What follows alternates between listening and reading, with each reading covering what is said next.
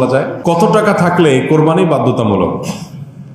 কোরবানি আসলে অনেক ইমামদের মতে ওয়াজিব, সেটা বাধ্যতা। আবার অনেক ইমামদের মতে কোরবানি করা সুন্নাত। হানাফি মাযহাব অনুযায়ী কোরবানি করা ওয়াজিব। কাদের উপর ওয়াজিব?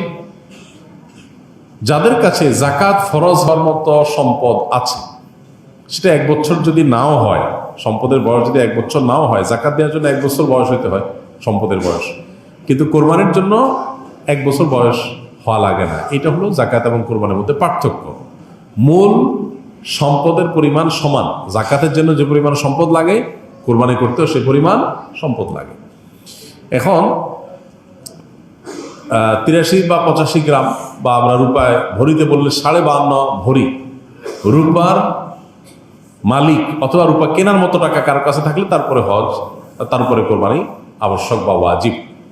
তো এইটার বাজার মূল্য এখন হিসেব করলে 80-85 হাজার টাকা প্লাস মাইনাস হয়, খুব বেশি না। এই টাকা যদি কারোর কাছে থাকে ঋণ মুক্ত, তাহলে সেক্ষেত্রে তারপরে কোরবানি আবশ্যক, তারপরে কোরবানি করতে হবে।